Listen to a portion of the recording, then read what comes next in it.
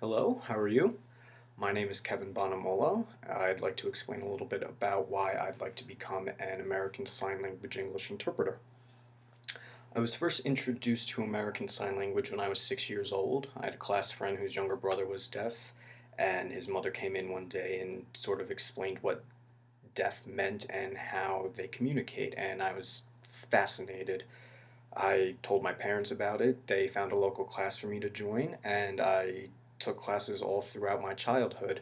When I was 10 years old, I entered a continuing education course. Being the only child, it was a little overwhelming, but I was also a little ego being the only child in the course.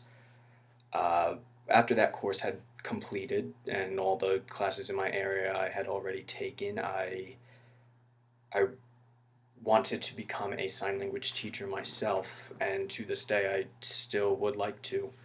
Although I do feel that it is in my best interest to become a certified interpreter first before I pursue my goals with becoming a teacher.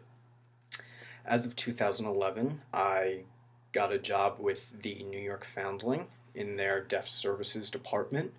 We are the only program in all 5 boroughs of the city that serve at-risk families who either have a deaf or hard of hearing member.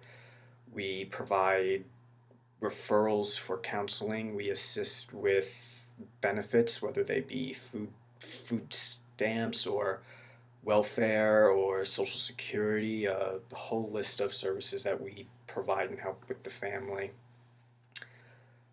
Over the past 2 years with my clients, I have gone with them to various appointments, and I, although that we do ask for an interpreter many times, I am asked to facilitate conversation, and I try to make it clear to the workers in these offices that although I do know sign language, I am not an interpreter.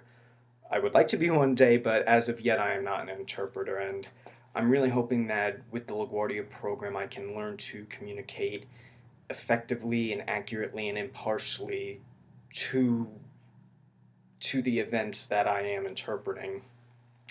Uh, Not only have I gained more knowledge about the language with my clients and the culture about my clients, but my deaf colleagues have been a tremendous support. They know my passion with wanting to pursue an interpreting job, and I've gotten a lot of positive feedback from them. If I have a question or I'm struggling with how to communicate something effectively, I have no trouble asking them, and they have no trouble pointing out a mistake I might have or how I might sign something differently. And it's it's helpful to learn different styles of signing. From not only my deaf colleagues but from my deaf clients as well. Some reasons why I want to become an interpreter is interpreters have a lot of flexibility. It's not a 9 to 5 job. They are asked to interpret at various times of the day at various locations. I I'm intrigued by the idea that although you're not a participant in whatever you are interpreting, you're still gaining a lot of knowledge from that.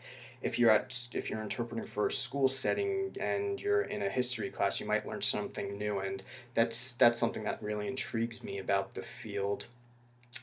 Some of my goals after completing the program, I would like to pass both the written examination and the performance examination that RID, the Registry for Interpreters of the Deaf, provide, so that I can become certified, that I can travel anywhere within the United States or outside the United States as long as they accept American Sign Language.